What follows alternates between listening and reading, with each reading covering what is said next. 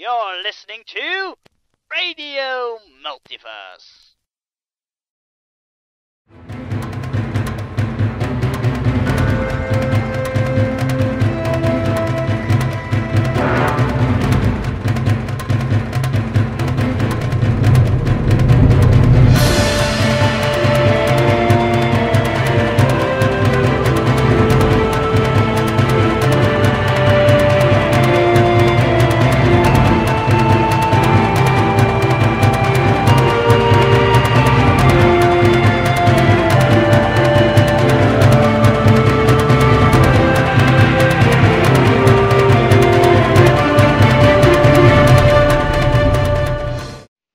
Hey, it's that day of the week again. Time for another episode of Radio Multiverse RPG with your host Ramsey. We're back after a short hiatus, and today marks the beginning of a new campaign. That's right, a full-fledged campaign. So this game will most likely go on for quite a while and won't just be a few episodes like the last one. And the game we will be playing is going to be Fate, mixed with an awful lot of Exalted. You see, while I said this was going to be a new campaign, that's not exactly true. Actually, this is a continuation of a game we started using the 2nd edition Exalted system. But while we all loved the world of Exalted, the game system wasn't really our cup of tea. And since Douwe, the GM for this game, who's a big fan of the Fate system, has been desperately looking for a way to get us to play some Fate with him for quite a while now, we finally decided to cut him some slack and give it a try. This also means that all of us are new to the Fate system, so don't be surprised if we have no clue whatsoever as to what we're doing. Now, like I said, this will be an Exalted game, but using a modified version of the Fate rules. And half of the players are going to try out new characters, so we might as well call it a new game. Anyway, that's it as far as the introduction of the game is concerned. The rest I'll leave to Douwe. Next up, I'd like to we should get the introductions of characters out of the way, I think. Since no, thank you. Oh, I see we have a volunteer. Shut up. The quiet one finally speaks. So, Dries, how are you doing today? No. As usual. Too much free time. That's why I'm here. Okay. And could you perhaps tell us a bit about the character you'll be playing today? Just like brief, just giving us a brief description of what she's all about and whatnot. So you're asking me to do the one thing I'm really terrible at. Yeah, basically. I hate it. We all love to hear you squirm. Now get on with it. Go on, squirm. Well, basically saying she was raised in What's the your pits character's of the name? arena. Start with that. I'm sorry. It's Sayala Dynap. Okay. And yeah, she was, like I said, she was raised in the pits of the arena to be the perfect fighting machine, entertaining the crowds. I see. And all that shit. But anyway, don't say. Carry on. I'm lousy at this. Just carry on, Reese. You're doing fine. But then with circumstances, she was forced to kill her mother, and one thing went to another, and she basically joined a revolution to take over the city and free the city from corruption and all evil, so quote. I see. And what is she doing now? After she was heard that she was actually the daughter of the lordship of the town, Mm-hmm. She ruled the city for a couple of years, but then she got too bored and wanted go into the outside world to see what else is out there. So she And thought being a mayor was boring, so she became an adventurer. yeah, because she was raised as a fighter gladiator, you know, and now she sits at a chair 24/7 practically. Okay, so she got And fed after a up couple of with years, yeah. fed up with it, yes, and wanted to go explore the world. Okay then, so okay, thanks for telling us a bit about your character. Richard is also with us here again today. How's everything going, Richard? It's going pretty good. As well as can be expected, anyway. All right. And how about that new character you're going to play? Yes, I'm going to be playing Galen Janicet, an air dragon blooded. And Galen is very, how do you say, flighty, Uh-huh. to the point. She is a stargazer, and sometimes it gets to the point where days will pass her by before she realizes. Um, she's been known to be missing for a week at a time and then come back and tell at least 6 people when they're gonna die, who they're gonna marry, how many kids they're Ah. gonna have. Things like that. She So she's loves the stars because of the information they can give. so she's a bit of an astrologist. No. A bit is very, very Understated. She's a fortune Yeah. teller. underwhelming. No. Fortune telling has nothing to do with what she is. She doesn't tell fortunes. She tells the future. She I see. is astrology. Tomato, tomato. All right. Think of her as a diviner. Mhm. Shut up now. But yeah, she is astrology. And That somehow would be the she's best way to describe her. and somehow she's also going to be an adventurer. No, what she has happened is basically she has read the stars and she realized that she needed to be in chiaroscuro because she knew that that someone else in the party was going to be leaving, namely a Naid. And stop you there. I'll say that she has a destiny in chiaroscuro. yes, And which she saw is that in the stars. the city in which the story will take place for the viewers Indeed. at home. Right. Now, Ramses, Yes. would Hello? you like to tell us about your character? That's usually my job, though. Stop interrupting me. This is my show, damn it. No, it's not. It's our show, you eccentric bastard. Anyway, before we get to me, I'd like to bring up that Nico will be a little bit late today. Unfortunately, his family is going through a little bit of a tough time at the moment, and he can't be here right now. But he said he was going to try to be here later. But even if he can't, our hearts go out to you, Nico. You just go and be where you need to be. We understand. Here, here. Yes, most definitely. Anyway, right, brings us to my character. Your humble host will be playing the role of Mikri, the scarred bulwark of Lukshai and hero of the people. Mikri used to be a regular street rat before she was discovered by the 7th Legion and trained into the fighting machine she is today. Even though she's now a successful military officer, she is keenly aware of where she came from, and because of that she's always eager to help out those less fortunate.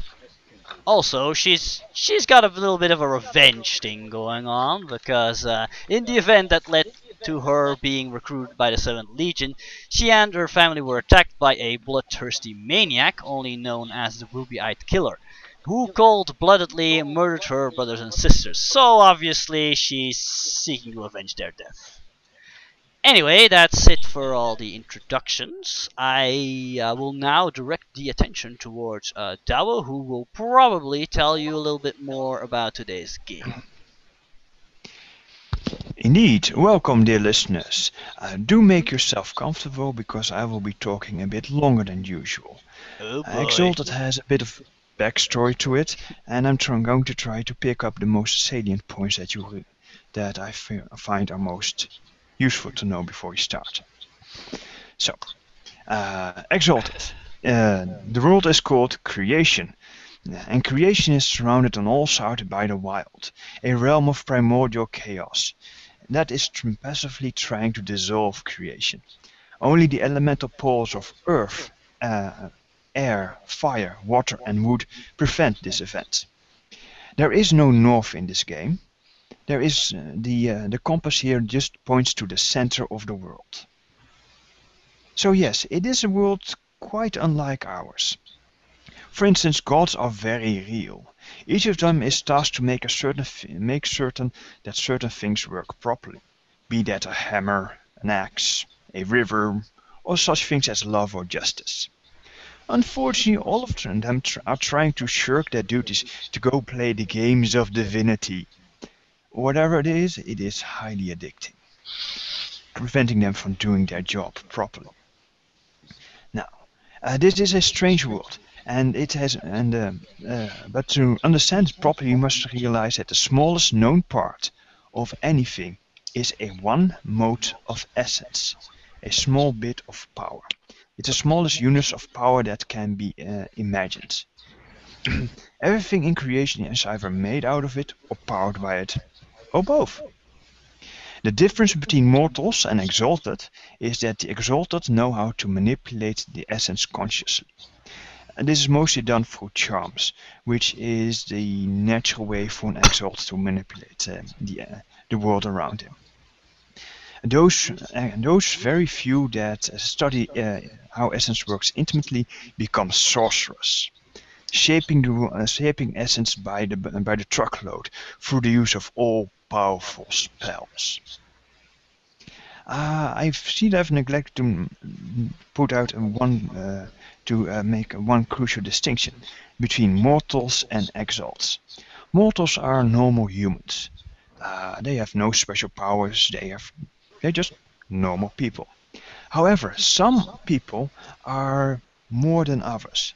Most of them, some people are chosen by the gods to become greater than before. Those are heroes, leaders, great guiding lights. People of wisdom, of peace, some people of war are chosen by the gods to defend the world against its many foes. And boy, does creation have many foes. Primary amongst these exalted are the solar and the lunar exalted. They used to rule creation. They are the chosen of the unconquered sun and Luna respectively. They used to use their powers responsibly, creating a heavenly paradise here on creation. They cured diseases. They prevented famines. They made sure that everybody had enough to eat. They created cities of glass, flying mountains, lakes of gold, and songs so beautiful they would make his hearts cry their hearts out. They were demigods with amazing powers. Let's see. Now, however, they used to use the powers responsibly, as I said, until they went mad with power and caused creation to complete and utter destruction with their debased debaucheries. And that is the point that the dragon-blooded stepped in. A moment. The dragon-blooded could not stand by and see how creation was doomed by their insane rulers. So they killed them all. and prevented that which empowers the Exalted from reincarnating and starting this whole trouble over again. Now, with the erstwhile leaders dead, the Dragon-Blooded stepped in to rule creation, and they did so well enough. Not as amazing as the Celestial Exalted, the Solars and Lunars, but creation fared well. They also revealed to all creation that the Celestials were all taken over by demons, which is the reason why they went insane with power, and which is why they had to put them down, because you wouldn't want a demon ruling you, now would you? Which brings us to the Scarlet Empire, also known as the Realm. It was founded after a formerly unknown Dragon-Blooded single-handedly stopped a world-obliterating invasion of immortal beings, using the Realm Defense Grid. That would be creation's ultimate weapon of mass destruction. It can make Death Rays appear anywhere in creation. She then declared herself Empress, and those who disagreed got a Death Ray to the face, until everybody agreed that she was the Empress. The realm is the source of civilization in the entirety of creation. At least that's what they're saying. It is where all art came from. It is where all beautiful things came from. It is the glorious beacon of light, wisdom and peace for the entirety of creation. They're also the biggest superpower in the world. Now, I said that all those that disagreed with the Scarlet Empress being the Scarlet Empress got a face full of Death Ray. There's one exception. One little town that housed the 7th Legion stubbornly refused to recognize the Empress. She didn't annihilate them, because they were sitting on a veritable treasure trove of First Age artifacts and weapons of mass destruction.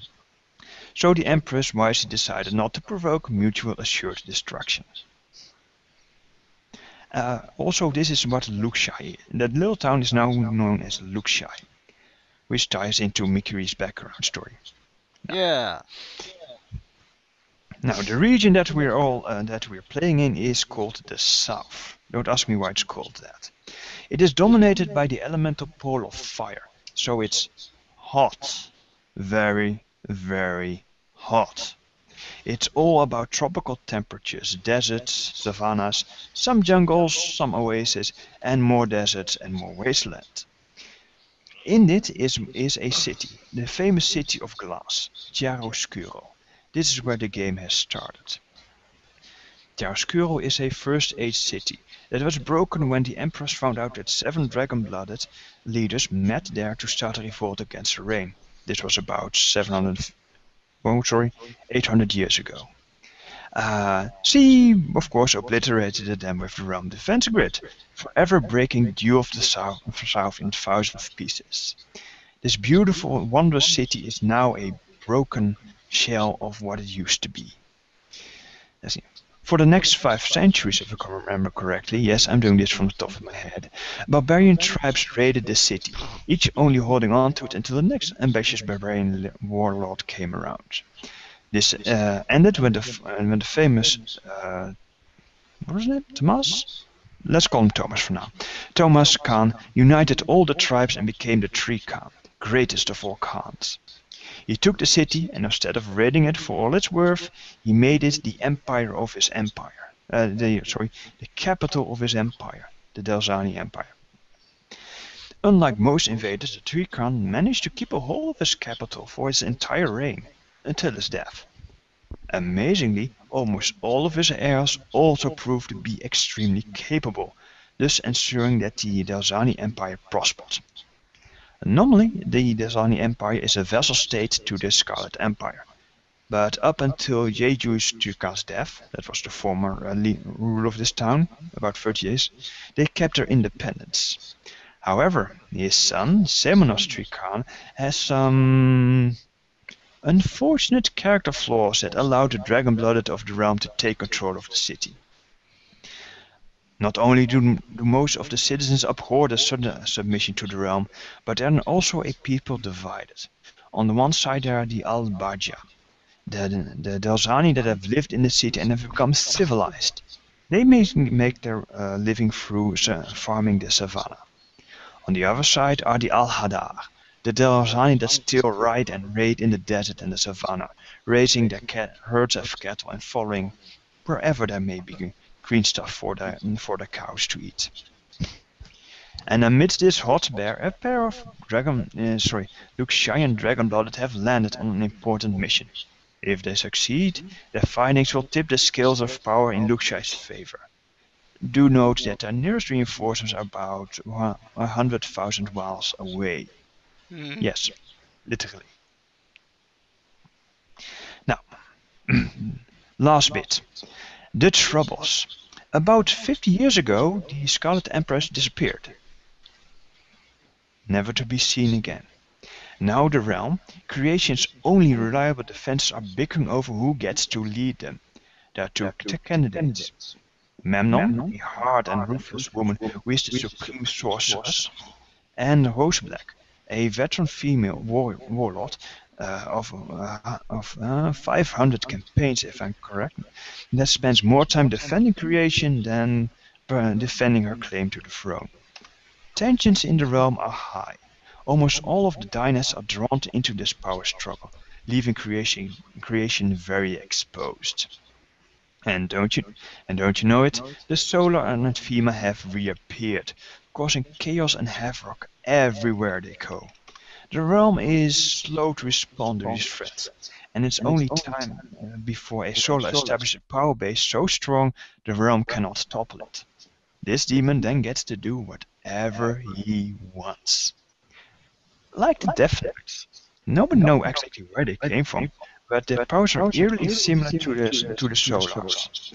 The Death Lord as Mask of Winters has conquered Thorns, one of the vassal states of the realm, and the realm has been unable to free the city. They have tried again and again and again, and always failed. Another power play has come back to the stage, and that will be the Lunar and Anthema. They seem to have returned from their long exile in the wild. It is obvious that their bodies have been changed by the eternal chaos in that hellish realm, but we do not know if their minds are still sane. Just 2 days ago, in the city of Chiaroscuro, a large host of the fair folk have appeared, with threats of war less than stopped.